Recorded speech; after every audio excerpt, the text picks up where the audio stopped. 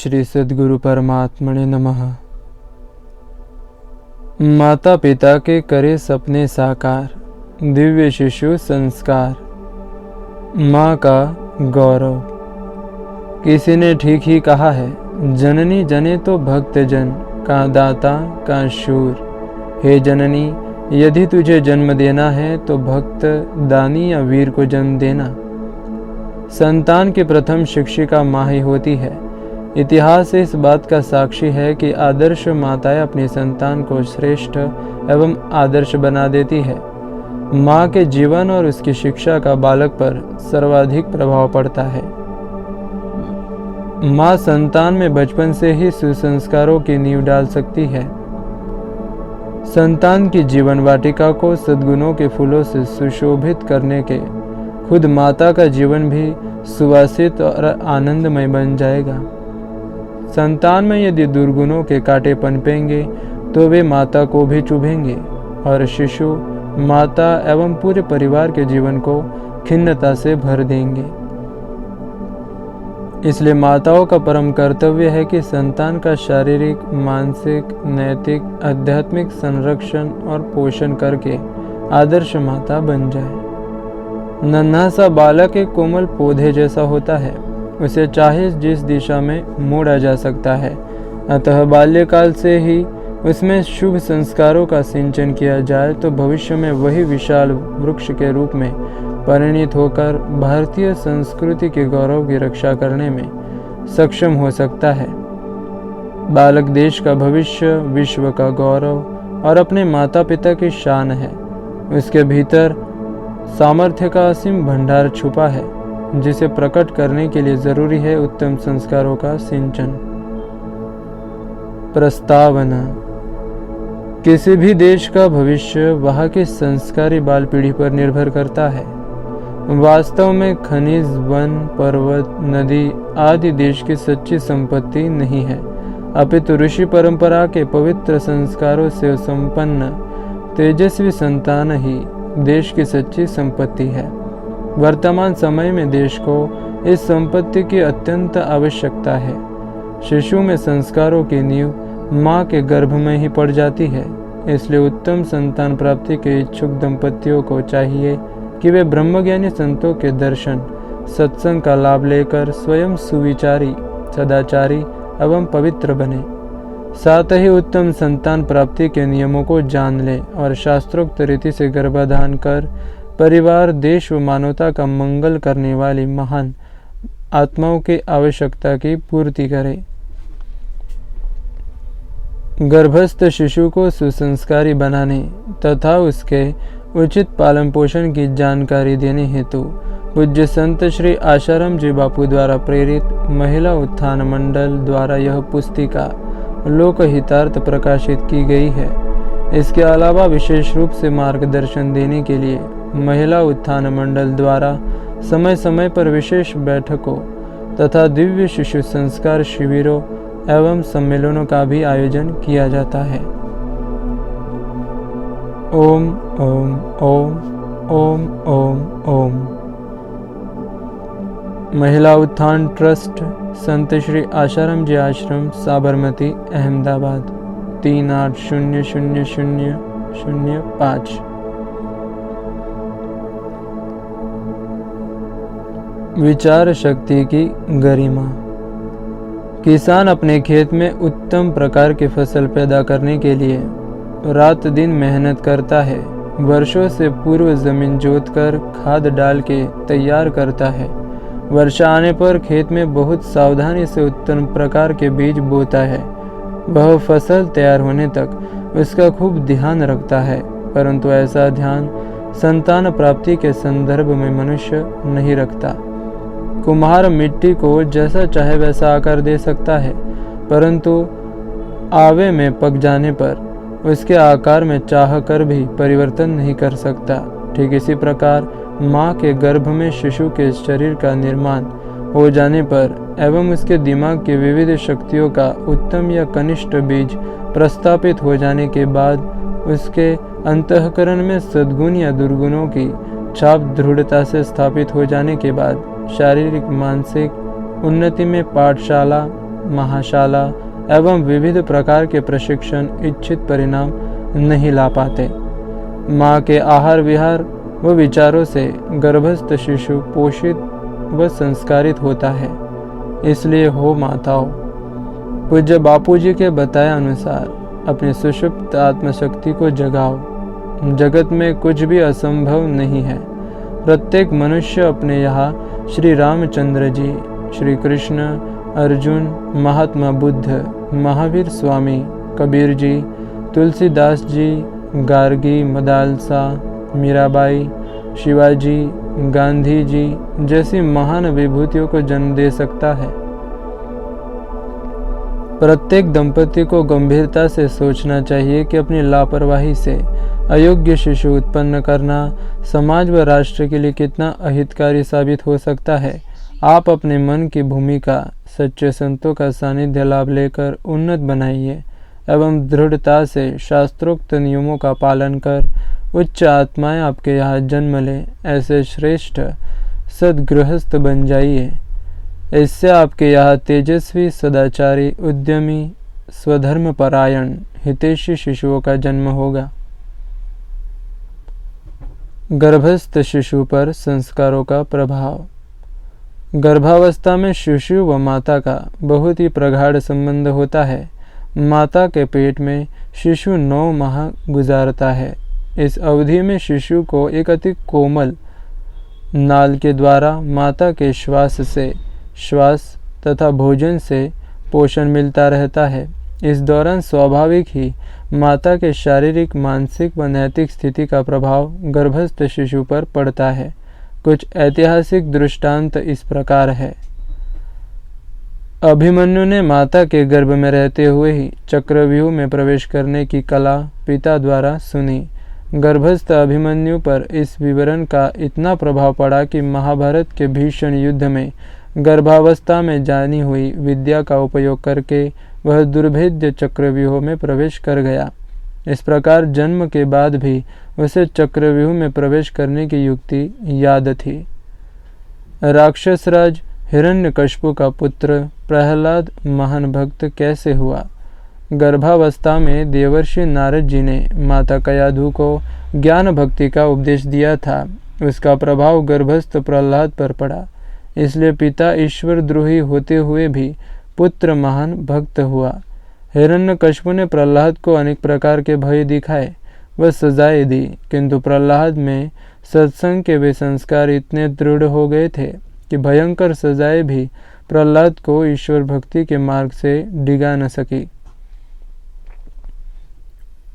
Napoleon Bonaparte को युद्ध की शिक्षा गर्भावस्था में ही मिलती थी। सगर्भावस्था में उसकी माता को घुड़सवारी व युद्ध करने पड़े थे। कई बार तो घोड़े पर ही रात्रि विश्राम लेना पड़ता था। एक जगह से दूसरी जगह घोड़े पर ही भागते रहना पड़ता था। सन 1804 में केबोर्ड गांव में एक 6 वर्षीय बालक में असाधारण स्मृति शक्ति पाई गई। वह 5 अंकों का गणन तुरंत मुंह ज़बानी कर देता था।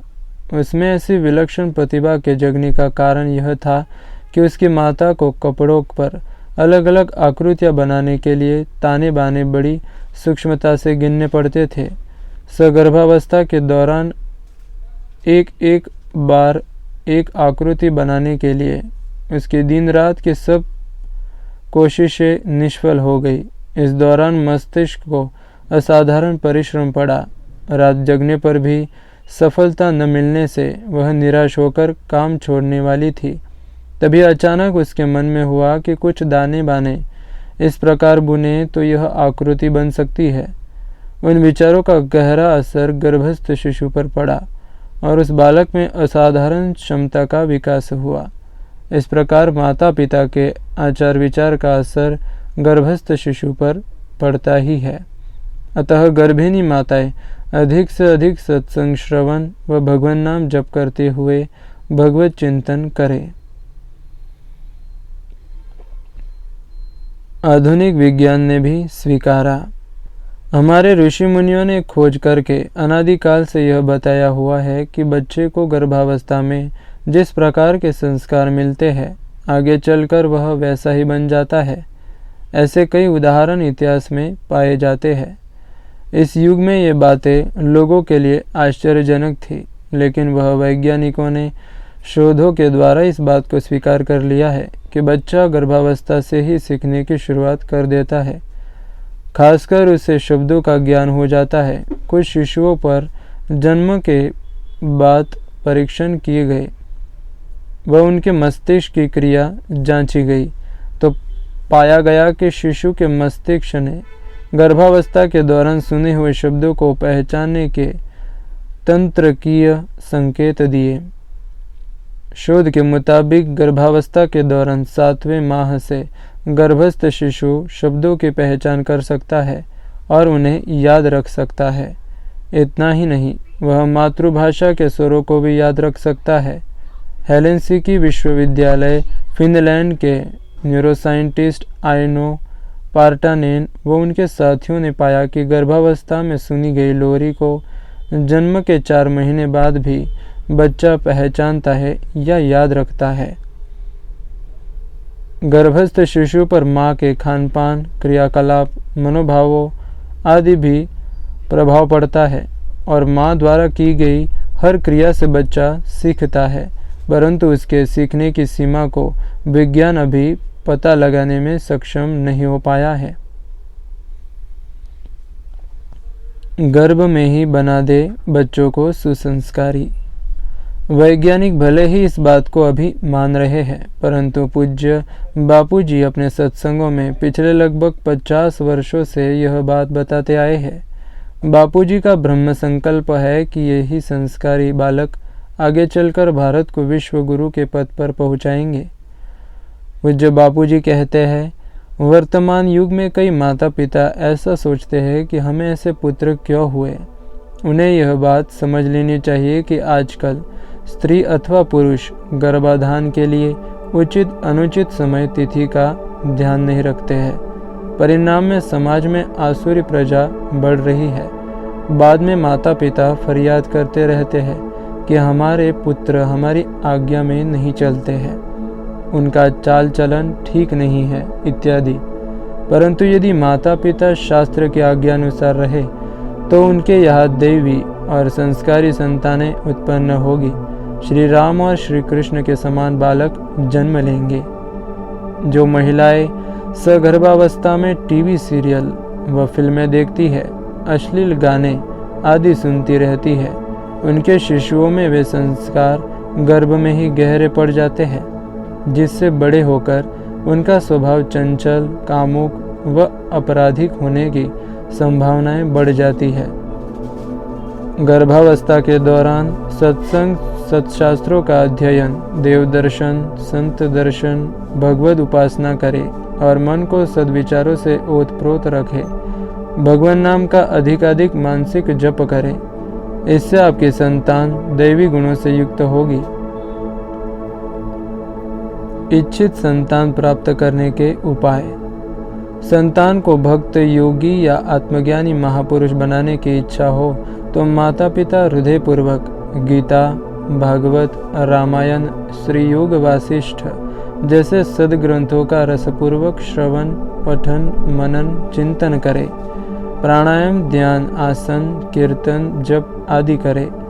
आपस में भक्ति, योग, आत्मज्ञान संबंधी चर्चा करे। यदि माता की क्षमता ये सभी करने की न हो तो केवल मानसिक जप, भगवत कथा श्रवण एवं आत्मज्ञान का श्रवण व विचार करे, जिससे माँ के शरीर में उत्पन्न हो रही धातुओं के अणु प्रति अणु में ये संस्कार समा जाए व गर्भस्थ शिशु पर उसका प्रभाव पड़े। माँ को खूब रुचिपूर्वक भगवान की लीलाओं, संत चरित्रों, भक्त कथाओं, आत्मज्ञानी महापुरुषों के सत्संग प्रवचनों को पढ़ना, सुनना, देखना चाहिए। भगवान सद्गुरुदेव जिनमें भी श्रद्धा हो उनका सतत ध्यान स्मरण करना चाहिए। महापराक्रमी हनुमान जी, अर्जुन, भीम, शिवाजी जैसे वीर पुत्रों की इच्छा करने वाले माता पिता इनके पराक्रमों का वर्णन अत्यंत रसपूर्वक सुने, पढ़े व उसका सतत चिंतन करे। जिन्हें जिस प्रकार के संतान की इच्छा हो उन्हें मन में उसी प्रकार के विचारों का मंथन करना चाहिए एवं उनके अनुरूप क्रियाएं रसपूर्वक करनी चाहिए, जिससे उनके यहाँ इच्छित संस्कारों से संपन्न संतान आ सके एवं सद्गुणों का इच्छा अनुसार गर्भस्थ शिशु में प्रस्थापित किया जा सके। इतिहास को देखें तो धर्मबल व नीतिबल से रहित रावण, हिरण्यकशिपु, कंस, दुर्योधन, सिकंदर, हिटलर, औरंगजेब जैसी संतानों ने अपनी असाधारण शक्ति से जगत में निरर्थक लड़ाइयाँ करके समाज को सुख शांतिमय जीवन से वंचित किया है। इसलिए धर्मबल व नीतिबल से युक्त उत्तम संतान के प्राप्ति के लिए माता पिता पहले से ही तैयार हो जाए तो उनका व विश्व का मंगल ही होगा। गर्भाधान पूर्व की सावधानियां। उत्तम संतान प्राप्ति हेतु सर्वप्रथम पति पत्नी का तन मन स्वस्थ होना चाहिए। वैद्यकीय सलाह अनुसार शारीरिक शुद्धि शास्त्रोक्त शोधन कर्म के द्वारा आसन प्राणायाम आहार विहार से कम 3 माह तक करें, क्योंकि नया वीर्य 90 दिन में संस्कारित एवं पुष्ट होता है। मानसिक स्वस्थता के लिए पूज्य बापू के सानिध्य में आयोजित ध्यान योग शिविर में भाग ले अथवा शिविर की DVD, MP3 आदि का लाभ ले। इसके साथ ही मंत्र जप, अनुष्ठान, ध्यान, योग व ब्रह्मचर्य का पालन अवश्य करें। उत्तम संतान प्राप्ति के लिए गर्भाधान का समय। ऋतुकाल रजोदर्शन के प्रथम दिन से 16वें दिन का काल के प्रथम 3 दिन मैथुन के लिए सर्वथा निषिद्ध है। साथ ही 11वीं व 13वीं रात्रि भी वर्जित है। उत्तरोत्तर रात्रियों में गर्भधान होने पर प्रसवित शिशु की आयु, आरोग्य, सौभाग्य, पौरुष, बल एवं ऐश्वर्य अधिकाधिक होता है। यदि पुत्र की इच्छा हो तो ऋतुकाल की 4, 6, 8, 10, 12, 14 या 16वीं रात्रि एवं यदि पुत्री की इच्छा हो तो ऋतुकाल की 5, 7, 9 या 15वीं रात्रि में से किसी एक रात्रि का शुभ मुहूर्त पसंद करना चाहिए। रजोदर्शन दिन को हो तो वह प्रथम दिन गिनना चाहिए। सूर्यास्त के बाद हो तो सूर्यास्त से सूर्योदय तक के समय के 3 समान भाग कर प्रथम 2 भागों में हुआ हो तो उसी दिन को प्रथम दिन गिनना चाहिए। रात्रि के तीसरे भाग में रजोदर्शन हुआ हो तो दूसरे दिन को प्रथम दिन गिनना चाहिए। पूर्णिमा, अमावस्या, प्रतिपदा, अष्टमी, एकादशी, चतुर्दशी, सूर्य ग्रहण, चंद्र ग्रहण, पर्व या त्योहार की रात्रि, श्राद्ध के दिन, चतुर्मास, प्रदोष काल, त्रयोदशी के दिन सूर्यास्त के निकट का काल, क्षय तिथि, 2 तिथियों का समन्वय काल एवं मासिक धर्म के 3 दिन समागम नहीं करना चाहिए। सभी पक्षों की अमावस्या, पूर्णिमा, चतुर्दशी और अष्टमी, इन सभी तिथियों में स्त्री समागम करने से नीच योनि एवं नरकों की प्राप्ति होती है। महाभारत अनुशासन पर्व, दान धर्म पर्व 104-2930। माता पिता की पुण्यतिथि, स्वयं की जन्मतिथि, नक्षत्रों की संधि, 2 नक्षत्रों के बीच का समय तथा अश्विनी, रेवती, भरणी, मघा व मूल इन नक्षत्रों में समागम वर्जित है। दिन में समागम आयु व बल का बहुत ह्रास करता है, अतः न करें। गर्भाधान हेतु सप्ताह की रात्रियों के शुभ समय इस प्रकार है। रात्रि के शुभ समय से भी प्रथम 15 व अंतिम 15 मिनट का त्याग करके बीच का समय गर्भाधान के लिए निश्चित करें। दिन में और दोनों संध्याओं के समय जो सोता है या स्त्री सहवास करता है वह 7 जन्मों तक रोगी और दरिद्र होता है। ब्रह्म वैवर्त पुराण श्री कृष्ण जन्म खंड 75-80। दिन में स्त्री समागम पुरुष के लिए बड़ा भारी आयुनाशक माना गया है। स्कंद पुराण ब्रह्मखंड धर्मारण्य महात्म्य 6:35। गर्भधारण के पूर्व के कर्तव्य। दंपति की स्थिति शारीरिक थकान व मानसिक तनाव से मुक्त हो, परिवार में वाद विवाद या अचानक मृत्यु की घटना न घटी हो, मन शरीर व वातावरण स्वस्थ व स्वच्छ हो, आध्यात्मिकता बढ़े, इसलिए दोनों से लंबे गहरे श्वास लें। भगवत कृपा, आनंद, प्रसन्नता, ईश्वरीय ओज को भीतर भर के श्वास रोके, मन में सद्विचार लाए, भगवान नाम जपते हुए मलिनता, राग द्वेष आदि अपने मानसिक दोष याद कर फूंक मारते हुए उन्हें श्वास के साथ बाहर फेंके। गर्भाधान के पूर्व 5 से 7 दिन रोज 7 से 10 बार यह प्रयोग करें। शयन गृह हवादार, स्वच्छ, सात्विक धूप के वातावरण से युक्त हो। कमरे में अनावश्यक सामान व कांटेदार पौधे न हो।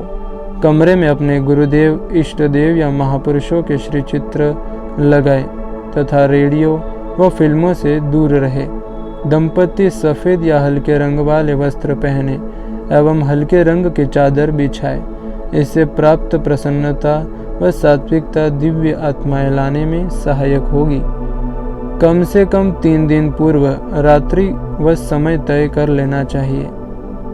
निश्चित दिन में शाम होने से पूर्व पति पत्नी को स्नान कर स्वच्छ वस्त्र पहन के सद्गुरुदेव व इष्ट देव की पूजा करनी चाहिए।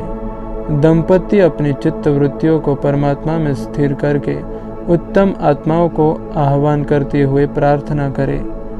हे ब्रह्मांड में विचरण कर रही सूक्ष्म रूपधारी पवित्र आत्माओं, हम दोनों आपको प्रार्थना कर रहे हैं कि हमारे घर, जीवन व देश को पवित्र तथा उन्नत करने के लिए आप हमारे यहाँ जन्म लेकर हमें कृतार्थ करें। हम दोनों अपने शरीर, मन, प्राण व बुद्धि को आपके योग्य बनाएंगे। पुरुष दाएं पैर से स्त्री से पहले शैया पर चढ़े और स्त्री बाएं पैर से पति के दक्षिण पार्श्व में शैया पर चढ़े। तत्पश्चात निम्नलिखित मंत्र पढ़ना चाहिए। अहिरसि आयुरसि सर्वतः प्रतिष्ठासि धाता त्वः, दधातु विधाता त्वा, दधातु ब्रह्मवर्चसा भव। ब्रह्मा बृहस्पतिर्विष्णु सोमः सूर्यस्तथाश्विनो, भगवतः मित्रवारुणो वीरं ददतु से सुतम्। हे गर्भ, तुम सूर्य के समान हो, तुम मेरी आयु हो, तुम सब प्रकार से मेरी प्रतिष्ठा हो। धाता, सबके पोषक ईश्वर तुम्हारी रक्षा करे। विधाता, विश्व के निर्माता ब्रह्मा तुम्हारी रक्षा करे। तुम ब्रह्म से युक्त हो वो। ब्रह्मा, बृहस्पति, विष्णु, सोम, सूर्य, अश्विनी कुमार और मित्रा वरुण जो दिव्य शक्ति रूप है, वे मुझे वीर पुत्र प्रदान करे। चरक संहिता शारीर स्थानम 8.8। दंपति गर्भ विषय में मन लगा कर रहे। इससे तीनों दोष अपने आप स्थानों में रहने से स्त्री बीज को ग्रहण करती है। विधि पूर्वक गर्भ धारण करने से इच्छानुकूल संतान प्राप्त होती है। तेजस्वी संतान की प्राप्ति के उपाय। शक्तिशाली व गोरे पुत्र की प्राप्ति के लिए गर्भिणी पलाश के एक ताज़े कोमल पत्ते को पीसकर गाय के दूध के साथ रोज ले। इससे बालक शक्तिशाली और गोरा उत्पन्न होता है। माता पिता भले काले वर्ण के हो, लेकिन बालक गोरा होता है। इसके साथ आश्रम निर्मित सुवर्ण प्राश की 2-2 गोलियां लेने से संतान तेजस्वी होगी। हष्टपुष्ट व गोरी संतान पाने हेतु गर्भिणी रोज प्रातःकाल थोड़ा नारियल और मिश्री चबा के खाए तो गर्भस्थ शिशु हष्टपुष्ट और गोरा होता है। अष्टमी को नारियल खाना वर्जित है। सुंदर व तीव्र बुद्धि संतान प्राप्त करने हेतु गर्भिणी गर्मियों में 100 मिली गाय के दूध में 100 मिली पानी मिलाकर 1 चम्मच गाय का घी मिला के पिए तो पेट में जो शिशु बढ़ रहा है वह कोमल त्वचा वाला, सुंदर, तेजस्वी व बड़ा बुद्धिमान होगा।